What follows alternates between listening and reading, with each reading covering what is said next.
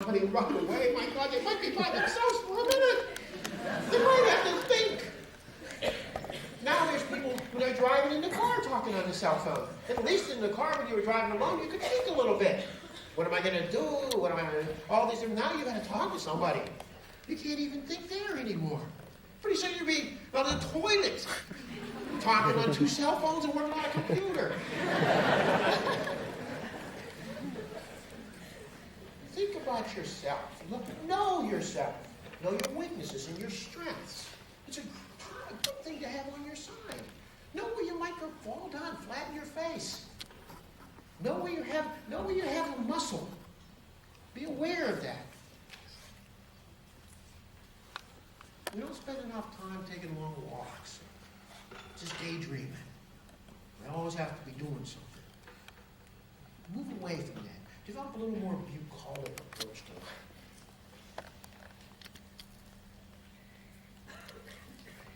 Number 2, live a full and passionate life. Do things. Be involved. Care about things. Care about life. Live every day. I've told you that before, and sometimes kids, when they get back, when they email me back, they say, that's one thing I learned in your class. You sort of have to live every day. I forgot what I was thinking. Let me look at that real quick. Oh, I realized. There was a kid asked me once, she said, what would you, if you could live one day, one age would it be? Well, the answer to me was none. I want to live all ages. I had a great time when I was 7. I had a wonderful time when I was 15, when I was 23, when I was 34, when I was 45, when I was 52. I'm having a great time now when I'm 60. I wouldn't want to chance. Okay, I always want to be 22. That would be any fun. 22 year after year, like goddamn Groundhog Day? I don't think so. I want to enjoy every aspect of life. Every year I want to live. Every day. That's what I want to do. You need to try to, and it's not about just being happy either. People say, what do you want to be? You want to be happy. That's not about happy. You don't want to be happy all the time. What kind of life's that? I'm telling you about the pig down in Lewistown. Pigs walking around in the pig pen, and here comes a farmer with a lot of apples and all this stuff. Throws them down, they're half rotten, there's some bacon that somebody ate. They're giving it something, what's left over to the pig and all this stuff. Pig's gobbling up. He's happy as a pig in shit. But he's still a pig. It's not about happy. It's about all different emotions, really. Some dark emotions. Jealousy, hatred. Control them. Keep them in check. But don't deny them. They're part of humanity. They're part of being alive.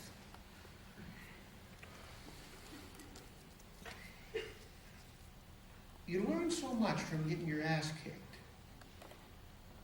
There's a lot of athletes in this room, and they can tell you that. What did you learn the most about yourself? When you were winning, beating somebody 14-0 in a soccer game? I don't think so. But when you got beat 14-0, you learned one hell of a lot about yourself. You learned about the kind of person you were. If you never were sad, for example, sometimes people, they don't want to accept sadness. They don't want to accept pain. If pain comes to them, oh my God, they're ready to commit suicide. That's part of life. You're not going to get through life without pain. You better accept it right now. Use it. Use it on your side. There's an old poem by Emily Dickinson. It says something like this. I walked a mile with pleasure. She chattered all the way. She left me none the wiser for all she had to say. I walked a mile with sadness, not a word said she.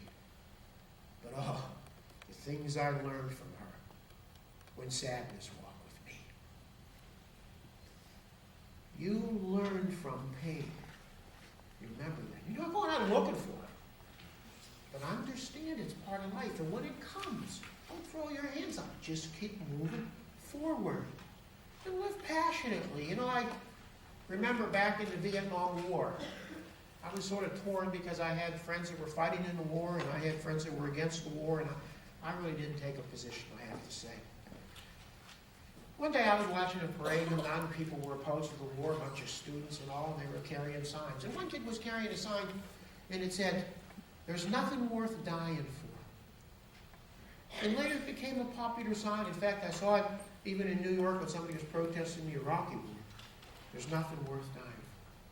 But even as a kid your age, I knew that was the dumbest shit sign I ever saw. Nothing worth dying for? Did that kid really believe that? Because I could think of lots of things worth dying for.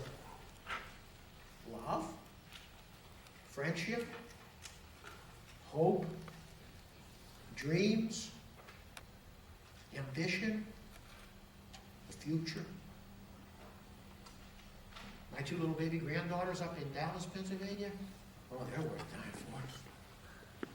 I'll tell you something, if there's nothing worth dying for, there's nothing worth living for.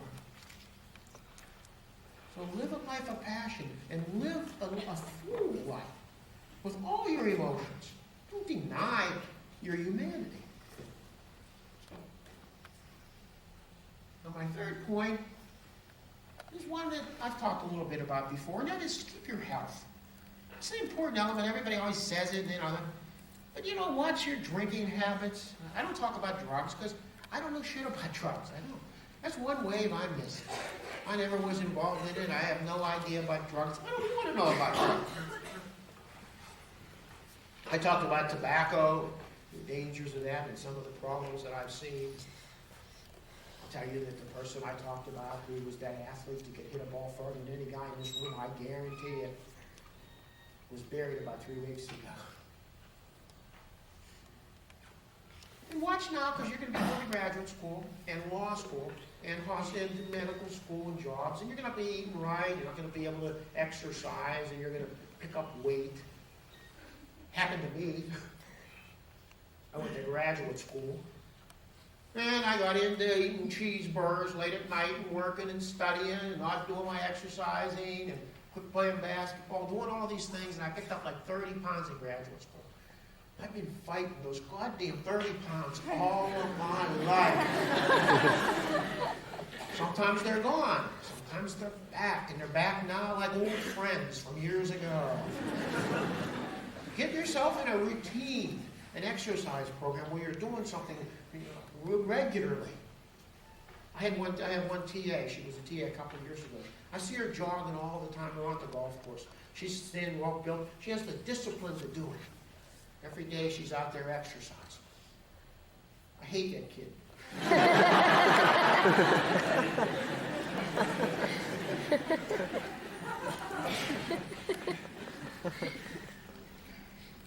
Don't be too proud to change. This is something you're probably not ready for this yet because you're not at that point in your life where you become, intractable when you think you know it all. I've gone through that stage. Went through a stage to see maybe men are more, I don't want sort of weakness or something. My brother-in-law is a perfect example. A guy I knew that he was, he retired, he had a pension plan, not much money, like $200,000, wasn't a lot.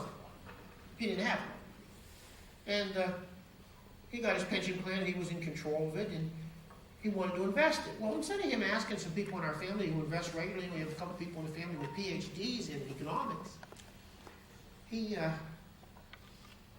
decided to be a member of the broker, and he put it into, this is 1999, so he put it into tech stocks. And his pension plan went from $200,000 to like $60,000. And that changed his wife and his life and his wife's future too. Now they're living on basically Social Security, and they can't do anything they wanted to do. They want to go to Florida. They can't. They don't have the money. And he just didn't ask, and he was too proud to ask for advice. We're not there yet. But I won't be able to talk to you when you're 45 either. Give something back. This is a big deal. In my class, I think that's probably one of the major aspects. Is I believe you give something back to your community, to where you came from, your fraternity, your sorority, whatever part of a group. Give something back. Always do something good for. If you want some self-respect, do something nice for somebody, and I guarantee you, your self-respect's going up. You say, I don't have any self-respect for myself. Well, do something nice for somebody. You're feeling good. Suppose you're down in the dumps, because children are such an important part of this. Suppose you're down in the dumps and you're kind of depressed. I'll tell you how to get out of down in the dumps right away. Call the school up. Call an elementary school up and say, can I come down and observe kindergarten someday? And then go down into the kindergarten and watch the kids for a couple hours. Then watch how one of them stands up and bumps into another one, about 6 or 7 of them fall down. And I guarantee you, when you leave that kindergarten, you'll feel a hell of a lot better about yourself. Because kids can do that. They can elevate you. They can move you up. Once when I was a teenager, I was reading a newspaper in there. It might have been near the first day of fishing or something. There was this picture of a guy who was teaching a kid how to fish. And under the picture was a man never stands so tall as when he stoops to help a child. I believe that. I believe that's an important part of life. And it will make you feel better and be a better person, really. Give something back. Especially to kids. If you want to do something nice for a kid, say, I'm going to take you fishing. Oh, that kid, all of a sudden they get a big smile on their face and they're ready to go fishing right away. I remember when I was younger, we had a 3-year-old daughter and a little baby. That's all we had. We lived up in Wisconsin in an apartment. And I always liked to fish. And I had found a nice lake up in Wisconsin because there was a lot of lakes where I could get fish for crappies. And at the time I caught a lot of crappies, and I said, I'm going to go take my daughter fishing because I want her to learn how to fish too. So on a Sunday afternoon, she and I were fishing, and left my wife when she was with the baby, and my daughter and I were put out swings in a little lake, and we sat down on the ground, and I casted out our bobbers. And there our bobbers were floating out there. And I said, now see when that bobber moves, we have a fish. But of course, with our luck that day, the fish weren't biting, we didn't get anything. And she got bored after a little bit, and she started fishing, and I said, well, why don't you go play, honey? I'll watch the bobbers, and go play. There was a little play place there. She said, okay. So she ran around playing, catching butterflies or whatever, and I watched the bobbers. All of a sudden, boom, something jumped by my bobber. I said, well, something's moving in. I knew it wasn't crappies because crappies don't jump. Might have been a bass, though. So I said, watching real close, and all of a sudden, clunk, something by my bobber again. I turned around there. She's standing with a bunch of rocks in her hand. She was throwing rocks. I said, honey, don't throw rocks at Daddy's bobber. You just scare the fish away. She said, oh, okay. So I said, go play and watch the bobbers. And about 3 or 4 minutes later, plunk, there's another plunk by my bobber. I turned around. She had a big smile on her face. And I thought about it for a second. We weren't catching any fish. I said, go ahead. I said, throw all the rocks you want at my bobber. Who cares? We're not catching anything anyway. And so for 7 or 8 minutes, she just tossed rocks at the bobber, one after another, having a great time, even though we didn't catch any fish. I've been fishing all over the country and fished everywhere. I've caught all kinds of fish in the ocean, Canada, Rocky Mountains. But when I talk about one particular fishing trip, that's the one I talk about the most. It's the day that little girl threw rocks at my bobber.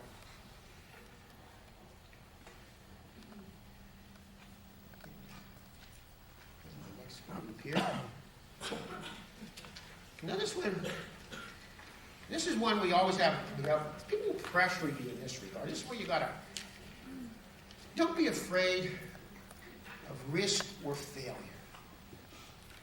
That's part of life, as I said. Just like pain is part of life, risk and failure are part of life too. Don't be afraid to take a chance. Now, you'll have people in your life, and oftentimes out of pure love, they don't want you to take a chance. They're afraid you're going to get hurt. They're afraid you're going to fail. They're afraid something's going to go wrong for you because they're trying to protect you. But you don't need that kind of protection. This country wasn't built by people afraid to take a chance. I'll tell you that. He was built by people. They knew how to take a chance. They were ready to risk everything they had.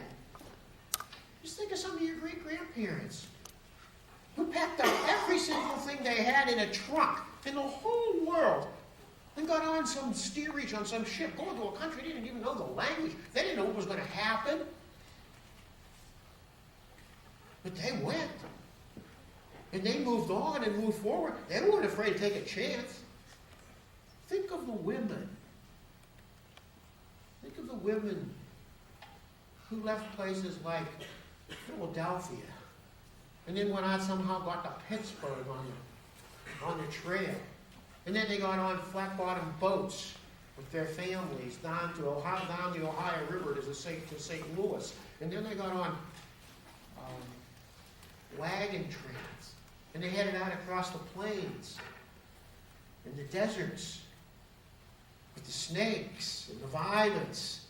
And sometimes they had to bury babies along the way and put a little grave and put a few rocks on it. Think about those women that were trying to find, that went to California and the Oregon Trail and the Northwest Passage. They're the people that built the country. They were made of steel.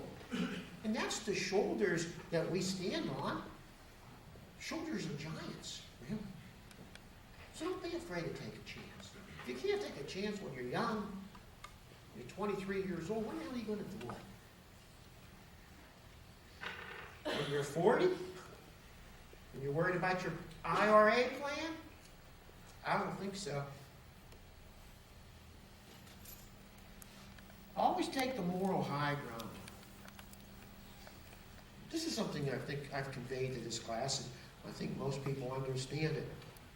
I talked to begin the class thinking about, in September, August, about truth, integrity, the big words. And I tried to tell you how powerful these words are. These are words of power. They're weapons. They're hammers. You can use them on your side. When everybody is expecting you to lie and you tell the truth, guess what? Who's throwing the curveball? You. Remember when my friend told me, I said, how do you build a good career at Penn State? He said, Frank, at Penn State, tell the truth. It's the last thing people expect to hear. It's a powerful word. What is the most powerful word you can think of in human language? Truth. Like I said, get it on your side. Take the moral high ground. Nobody can get above you then. If you're at the top, who's going to get above you? Don't get down in the muck and mire. Sometimes it's easier to cheat, lie, steal, and all these things. Yeah, sure. But you're not building the bar. There's probably nobody easier to take advantage of than a dishonest man. Because his dishonesty is his weakness. It's his narrowness. But somebody who has a broad breadth of integrity and truth and decency, they're standing on. I mean, the strongest position you can have is to say, I stand here, and I'm not backing down. You ran over me, but I ain't backing down. That's a position of power. That's where you want to be. You're never weaker than when you're the strongest, or stronger than when you're the weakest. Bob Dylan said it one way. He said, when you ain't got nothing, you got nothing to lose. When you're getting your ass kicked, you can come back, just like the Buffalo did. I mean, they were getting their ass kicked. There were a couple hundred of them. Now there's hundreds of thousands. They run all over the place. They're thundering across the plains. You can come back. It's when kids commit suicide. It just breaks my heart. Wait a goddamn minute, will you? The world's going to turn around. It's going to go your way. If you can accept that there's pain in your life, if you can accept you're going to have pain in your life and just say that's the way it's going to be, just make this now becomes a possibility for you. This is a door opening up for you. That you can move forward even when you're down.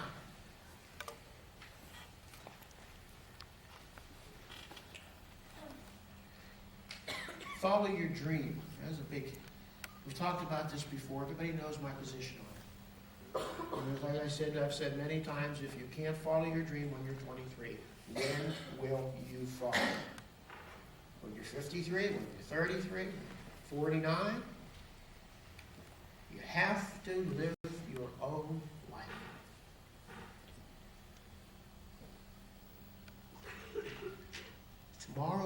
belongs to you. Now, this is something you haven't really accepted and understood yet. You're getting a sense now a new day is going. And it's your day. It's your tomorrow. It's not Frank Clemente's. I had my tomorrows. It's not Joe Paterno's. He's had his. It's not Graham Spanier's. It's not George Bush's. It's not your parents'. Tomorrow's your day. It belongs to you to take advantage of it, to take control of it, to live fully. When I was young and in college, I had a friend named George. Met him my freshman year. He was a townie, but he lived in the dormitory because he wanted to have experience of college life. And he was a good friend of mine. Now, George was probably the coolest kid I ever met. First of all, he was good looking. Really good looking. Best looking kid in this room? He's better looking than you. He was smart. George had like 8. He was the first person I ever met that had 800 on his college board. 800 on math and like 760 on one. He was on a football team for 1 year. He was an athlete. But he quit football because he was a serious student. He wanted to go to law school. He wanted to go to Harvard. Because he idolized John Kennedy. He came from a Catholic family, big Catholic family like John Kennedy did, and he wanted to go to Harvard Law School. He was always studying. One day, in fact, it was kind of funny because, not funny, George and I were walking down the street, and some kid came running up to me and she said, hey, these guys, you hear what happened to the president? I said, what? He was shot in Dallas.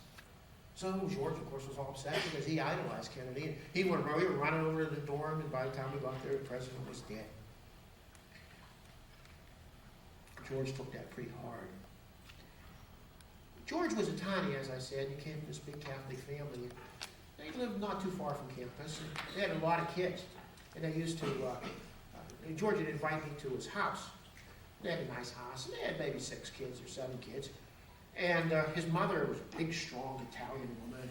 She would cook big platters of fish. Because it was Friday. On Fridays, I used to go to his house and eat big platters of fish because it was Friday. And Catholics ate fish on Friday in those days. And we would sit down, and all the kids would sit down. And his dad was an educated man. He was a chemist. And they would talk. And I was always so impressed with the conversation. They would talk about philosophy, and art, literature, music, things I never even thought about talking at the dinner table when back at home. Who would I talk to? I didn't know anything anyway. And my mom and dad didn't know anything about all that stuff. I was just amazed at the level, the intellectual level of conversation this family had. And I used to love to go there and listen to the repartee between the family. Got to be my junior year, and George and I decided to live together. Got an apartment. And in the fall, it was Thanksgiving. And George, I went home to Pittsburgh for Thanksgiving break, and George, of course, he went to his house because he lived in town. Friday morning after Thanksgiving, the phone rang, and I picked it up, and it was a friend of mine from school, and he said, Frank, I got some bad news. I said, what is it? He said, George was killed in an automobile accident last night. It's all these years. I can still remember it. I can still remember the pain. I can still remember where I was sitting, what the color of the phone was. I can see the bookcase. I can see the pictures on the wall. I can see everything. And I can feel the pain. Turns out George and a couple of his buddies from high school were out drinking. They got a few quarts of beer. And they were drinking, and on the way home, they decided to take a ride on Cemetery Road. It's one of those roads you go along and you bump up and down and down and down, and your stomach goes like this. And George didn't like to drive fast, and they were probably scaring him a little bit. He was in the back seat, and another kid was driving, and another kid was in the front seat. They were all friends from high school. They were all buddies. And somewhere along the road, the kid must have made a mistake, and he missed a turn, and the car rolled over, rolled into a cornfield. And one kid was thrown out the window, and George was in the back seat, and he was bouncing around because nobody had seatbelts on, of course, in those days. And the handle hit George right here. And it broke some ribs and drove him into his internal organs. And the one kid got up and he ran to a farmhouse and got the farmer. And the farmer came down to see what was going on. And then the farmer had to run back to the phone and get the police. And by the time the ambulance got there and all these different things occurred, George had bled to death in the cornfield. I remember going back to my apartment on Monday and seeing his shoes, his book was open, his clothes. I was a pallbearer at the funeral. But life goes on. I've learned that. No matter how much pain there is, and some of you have been through pain lately, it moves on. It does. And I graduated from college, and I went to graduate school, and I went to Kentucky, and then I went to Wisconsin, and then I came to Penn State, and I had children. And then one day, I got a call from that school, and they said, "Frank, will you come down and talk to some of our students?" And I said, "Yeah, I'll come down and give a little speech." So I went down to school, and I gave a talk to some kids, and told them about, different things, and then I was in the afternoon, about 2 o'clock, I was done talking and speaking, and I had some free time, so I had a car. I said, "I'm going to take a ride around town." So I rode around a little bit, and I wound up in George's neighborhood, and right in front of his house. There's his house right there. And I hesitated, but I said, "I wonder if anybody still lives in there from their family." So there was only one way to find out, so I went over and I knocked on the door. Rang the doorbell.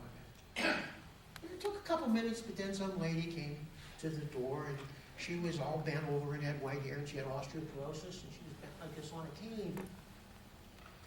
And she was an old lady and looked frail, but I knew immediately who she was. That woman just had too much power to be held in a frail body. It was George's mother. I said, "Mrs. C," I said, "you probably don't remember me." I said, "But my name's Frank Clemente. I was a friend of George's." She got a big smile on her. She said, "Oh, Frank, of course I remember you." She said, "Come on in." So I went in, and she said, "Do you want a cup of tea?" She led me into the living room. I said, "Yeah, I'll take a cup of tea." So she said, "I'll be right back." So she went into the kitchen, and I stood there in the living room, and there was a piano. And on the piano were all these photographs in little frames. It must have been of all her kids and her grandkids, and her husband was there, who I learned had passed away for a few years earlier. And there right in the middle was a photograph of George at his high school graduation, cap and gown. For a whole lifetime on a piano. And she came back into the room, and we sat down and drank our tea, and we talked. And of course, the conversation inevitably turned to George. And she started to cry. And I said, "Oh, Mrs. C," I said, "I'm sorry, I didn't mean to bring you pain." She said, "Frank, you didn't bring pain." She said, "George is my oldest son." She said, "I think about him all the time." She said, "Bring pain." She said, "You couldn't bring pain. It's here every day." She said, "If George would have lived, he could have been a professor just like you." I said, "Oh, no." I said, "George would have been a better professor than me." I said, "Because he was smarter than me." Which he was. And so I talked to her for a while, and I left, and I drove back to State College, and I taught my classes, and a year or so went by. And one day, it was the second day of class in the fall, I was standing up here after class, getting my notes ready right in this room for my next class, I guess, and there was this girl come walking up. She had shorts on because it was summer, and a baseball cap. Pretty girl, nice looking girl.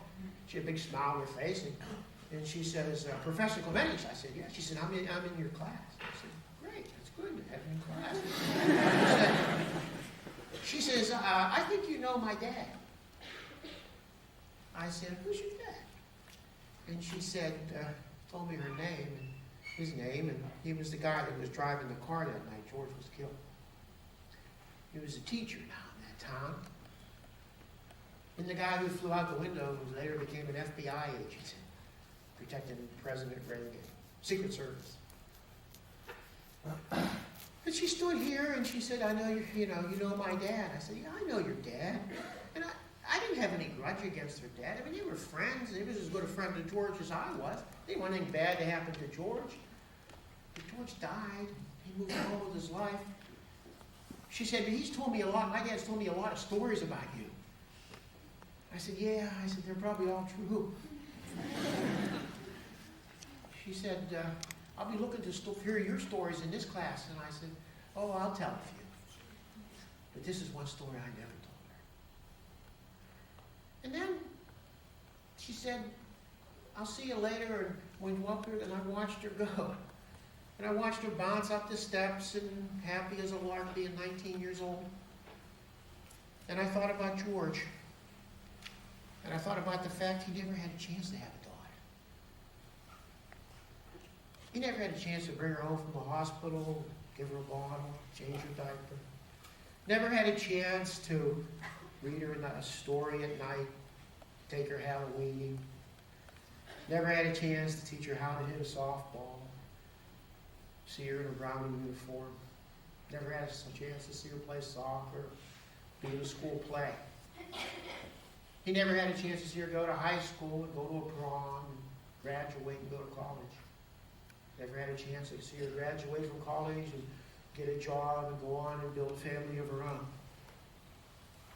Most of all, he never had a chance to have her throw rocks at his barber one Sunday afternoon.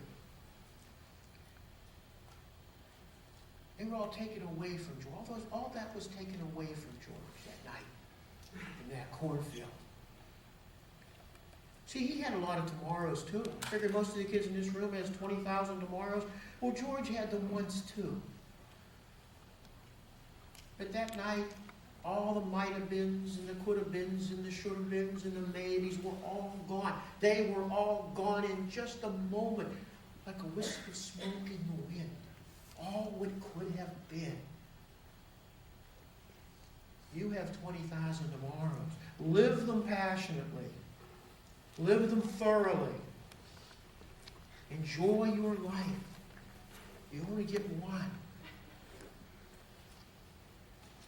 George had all those tomorrows. They all disappeared. Don't let it happen to you. Now, you've been a marvelous class. And when I say have a good life, I hope by now everybody in this room knows I mean it. Good luck.